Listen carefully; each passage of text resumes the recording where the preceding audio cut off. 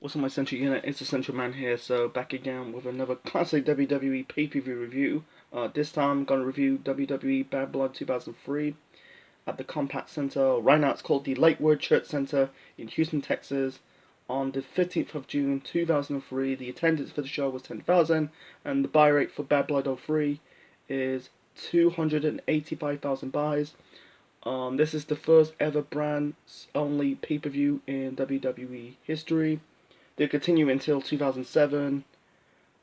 This is the second ever Bad Blood pay-per-view in WWE history because the first one was way back in October of 1997. It was memorable for Vince's last pay-per-view appearance as a commentator before the whole, the Montreal Screwjob at Survivor Series, the very first Hell in a Cell match between The Undertaker and Shawn Michaels, and also the debuting of Kane. It was good trivia. Also, this is not a Raw presents Bad Blood. It's a Bischoff and Austin's present Bad Blood. There's one segment on the show. They did the whole redneck triathlon. Caesar segments on this show between the two co-GMs of Raw at the time, Eric Bischoff and Stone Cold Steve Austin. It was a decent attempt, but not their best work. They did a series of contests. The first contest was a bourbon contest. It was, that was a bad segment. Some of the burps looked fake. You could tell they're piping a lot of sound effects of the burps. Austin won the first contest. The second contest is a pie eating contest. Not an actual pie eating contest, you're actually eating pies. Something like the Rocks pies. Then you got like the hot women in back, Lucas Bischoff and Austin appeared in the locker room for the hot women. Unfortunately, those hot women did not, compete or really participate in the pie eating contest. One woman who's doing the participation in the pie eating contest was Mae Young.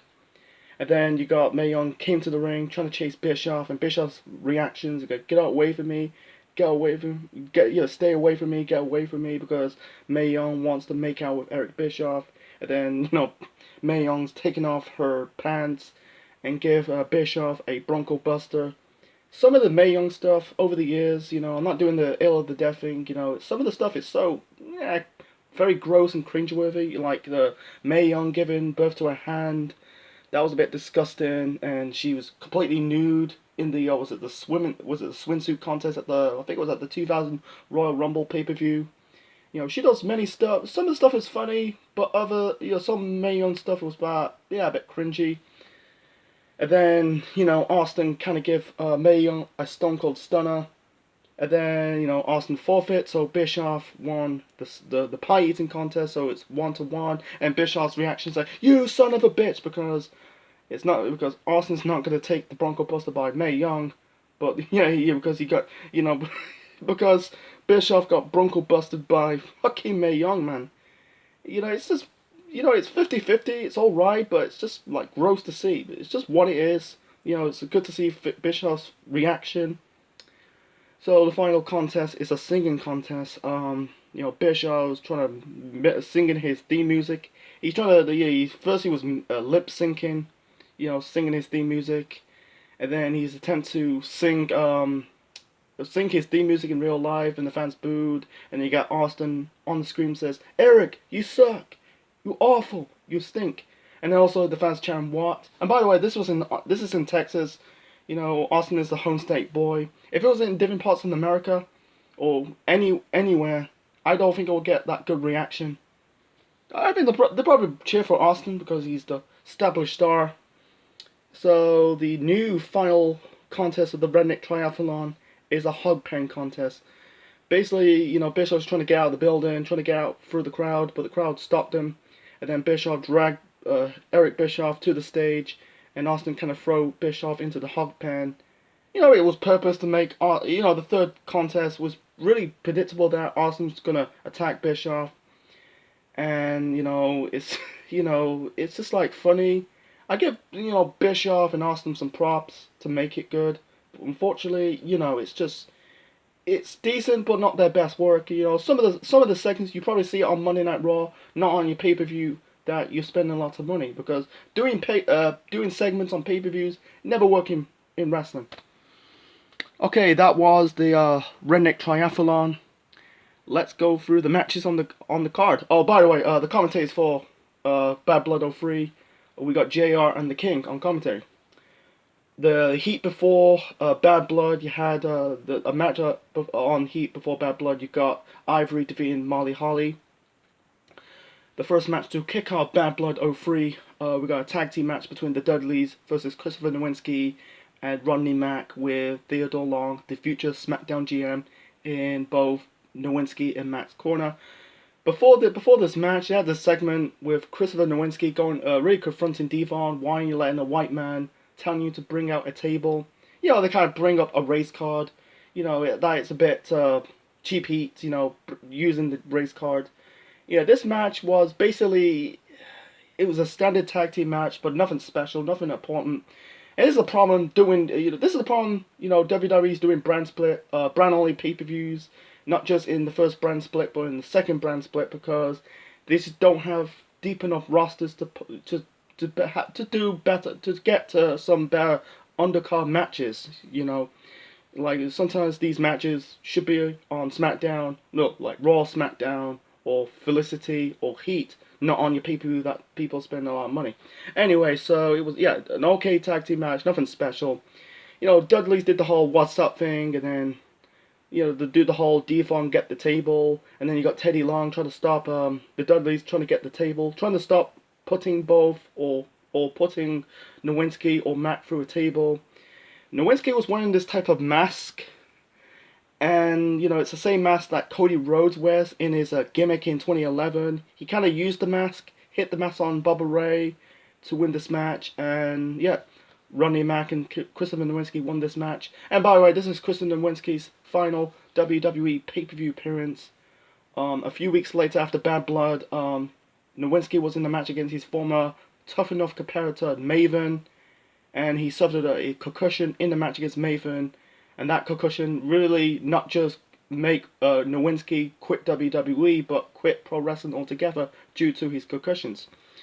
The next match we got Test versus Scott Steiner. Winner gets the manageable service of Stacy Keibler.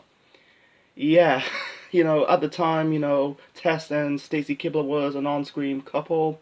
And then at the time, Test was basically treating Stacy Keibler like shit.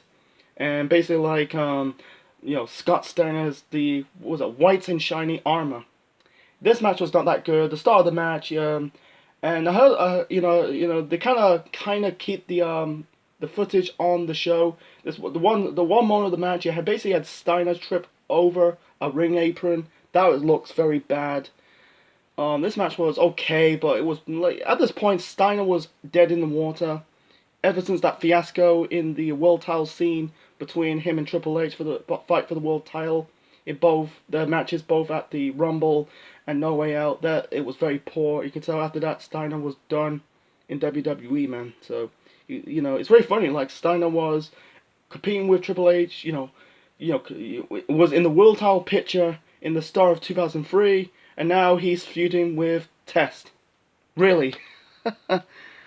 I feel like you can tell Tess was kind of like getting in the face of Stacy Keibler, pushing her. I feel like one more of the match, Tess called Stacy Keibler a whore, and Stacy Keibler smacked her. Tess grabbed the chair, and he's about to hit Steiner, but instead I think Steiner got out of the way. Tess the chair kind of ricocheted on the top of the rope, hit him in the face. Steiner got the victory, and yeah. Stacy Keibler becomes Scott Steiner's manager, and that never lasts long. I'm guessing Steiner did the same thing what Tess done.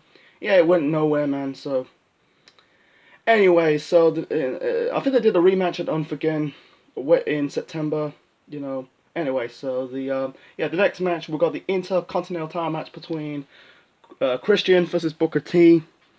Christian really won a battle royal to won the title, because the title was reinstated at Judgment Day, the final duo pay-per-view before they start doing brand split pay-per-views. Christian won the battle royal to become the new IC champion, and then after that he kind of changed his look. Cut his hair, ditched the singlet, wearing like C's on the middle parts of his tights. He was doing the whole Pete thing. It was not over in 2003, almost over in '04. It got super over in 2005. Yeah, this match was not that good.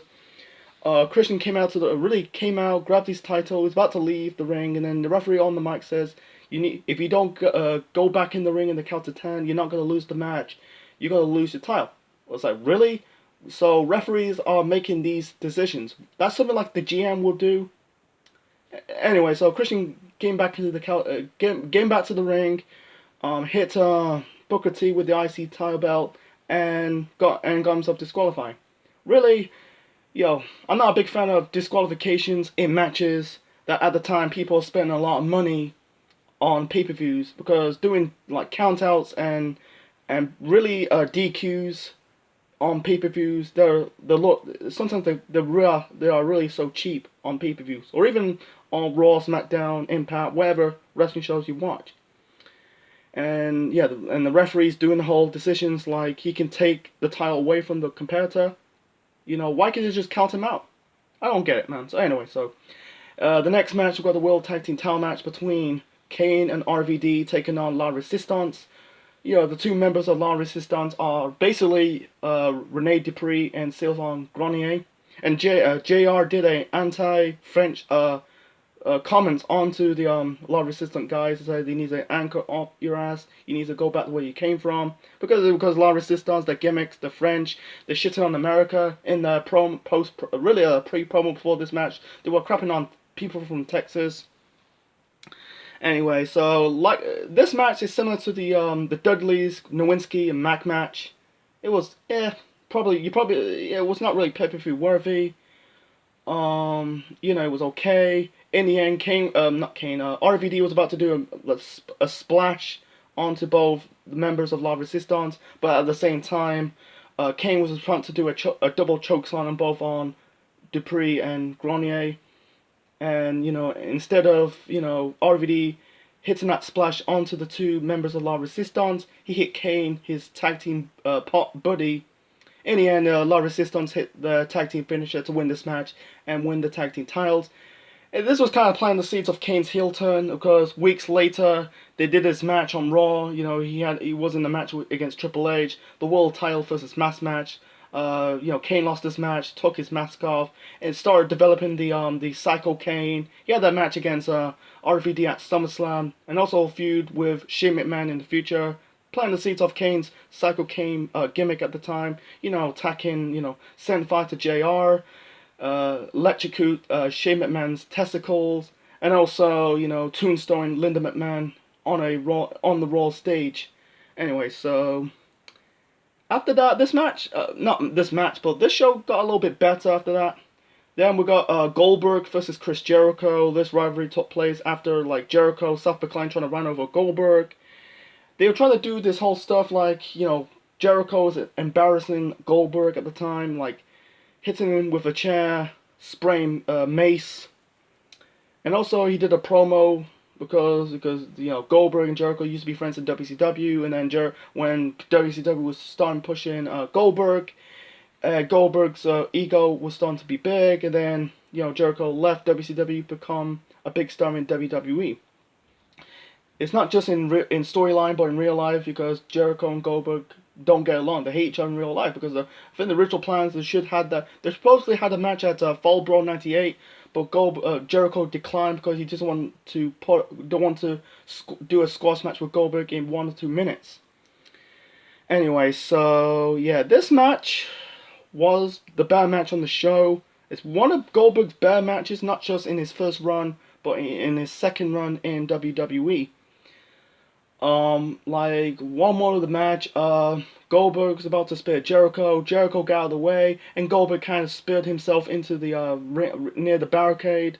And throughout the whole bulk of the match, Jericho was really working on the arm, the injured shoulder of Goldberg. Goldberg was still selling his shoulder. In the end, Goldberg overcome Jericho, hit the spear and the jackhammer to win this match. And Goldberg, and by the way, this was last time Goldberg was undefeated before, lost the Elimination Chamber match, took the sledgehammer shot to Triple H in the Elimination Chamber match at SummerSlam. Yeah, not you know, like, yeah, the state. I think that also, by the way, I think Jericho did an interview, said in real life back in WCW, Goldberg kind of like throttled Jericho, pinned him against the wall. I think they still hate each other in real life between Jericho and Goldberg. Anyway, so what was the next match? Yeah, the next match we got Shawn Michaels versus Ric Flair.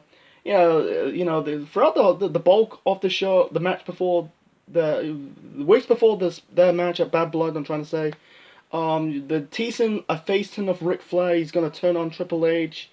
Unfortunately, Shawn Michaels trying to convince him, he's not just Triple H's bag carrier, Triple H's lackey, Ric Flair the man. Yeah, they had a match for the world title between Triple H and Ric Flair, but instead he had a match on Raw, a handicap match. Ric Flair turned on Shawn Michaels. Anyway, so this match was decent, but I think their match at WrestleMania 24 was way better than this match. It's still a good match. Like the bulks of the match, you basically had Flair working on the knee of Shawn Michaels. And by the way, Shawn Michaels is the home state boy in his tights. He had the love hearts with the Texan flag on it. He's about to do something. He's trying to plan the table. Yeah, Randy Orton came back. Shawn Michaels hit Randy Orton with the switching music. Shawn Michaels hit the crossbody off the ring and put Ric Flair through a table. He hit Shawn Michaels with the switching music, but instead, I think the referee was knocked out. Then yeah, Randy Orton hit Shawn Michaels with the chair, dragged Ric Flair's body, covered onto Shawn Michaels. Ric Flair won this match. Yeah, it told a good story. Yeah, the interference was okay. So, moving on to the next match, the next and final match, really the final match of Bad Blood '03. We got the Hell in the Cell match for the World Heavyweight title between Triple H and Kevin Nash, with Mick Foley as the special guest referee. The storyline is that the referees are refusing to do this match between Triple H and Nash in the Hell in the Cell match because Triple H attacked Earl Hebner, the referee, with a sledgehammer at Judgment Day, and then they bring up the 2002 Hell in the Cell match between Triple H and Jericho at Judgment Day '02 when Triple H injured Tim White. Yeah, the build-up is like, yeah, Mick Foley coming back, and then Triple H doesn't want Mick Foley to referee this match because he also bring up their match from No Way Out, the Hell in a Cell match that really self-proclaimed put Mick Foley in his first retirement. Anyway, this match was fucking good. Not their best Hell in a Cell match, in history, but this was fucking good. And also, there was one more of the match. Yeah, Triple H grabbed like a normal hammer, not his sledgehammer, but a normal hammer, smacked it on Kevin Nash's leg, and also smacked it in his head. Nash was bleeding, and they grabbed like a barbed wire bat, not a barbed wire bat, but a plank with barbed wire. Nash hit it at Triple H. He was bleeding, and then Triple H smacked the chair into the face of Mick Foley, and then Mick Foley was bleeding. And then, really, I think this rivalry was kind of old shit with Mick Foley. And also, Mick Foley was taking the bumps more than Nash and Triple H. And then Mick Foley kind of trying to lock in Mr. Socko, the Mandible Claw, onto Triple H. Triple H low-blowed him. In the end, Triple H got the victory, hit the, I think, I might be wrong about this. I think Triple H kicked out the jackknife. Jackhammer. Yeah, jackknife. Yeah, I'm trying to confuse. I'm confusing Kevin Nash's finisher to Goldberg's finisher. Yeah, Triple H kick out from Kevin Nash's finisher. I think Triple H hit the pedigree onto Kevin Nash to win this match, and Triple H retained the world title. And this is one of Kevin Nash's bad matches in WWE. In his second run in WWE, because his second run in WWE was very mediocre. The stuff with the WWE's version of the NWO, and then getting injured. This is one. This is really his best match in his second run in the company. And and after he appeared in the Elimination Chamber match at SummerSlam, he got injured, and then he got released and went to TNA. He came back in WWE in 2011 in the Royal Rumble match, and also feuding with CM Punk. Anyway, my final thoughts my final rating for 2003's Bad Blood pay-per-view, the very first brand split, brand-only pay-per-view in WWE history. I'm going to give it a 6 out of 10. Actually, it was a bang-average show. I think the match of the night has to be the Hell in a Cell match between Triple H and Kevin Nash. Goldberg and Jericho was decent. Ric Flair versus Shawn Michaels was also decent. Besides that, there were a lot of crap. And also Redneck Triathlon was good, but you know, it was decent but not great. Besides that, there were a lot of crap. You know, I think the two tag team matches, the tag team title match and the non-tag team title match were like just nothing special. Test versus Scott Steiner was bad, including Scott Steiner trip over the ring apron, and also Christian versus Booker T for the IC title. That was fucking shit. You know, referees making decisions that can take their titles away, doing something like a GM will do. It was basically some good. It was it was a 50-50 show. So anyway, so that's my review of Bad Blood 2003. Hope you like it. Leave your thoughts on the comment section below. Smash the like button and subscribe to the Century Man Network on YouTube. Next time, Backlash of this year is just around the corner. I haven't done a Backlash review for ages now. The last one I did was Backlash 09, the last Backlash of the first brand split. I'm going to review Backlash 2004, the first Backlash, really the first pay-per-view after WrestleMania 20. This is the Century Man officially signing out. Check you later.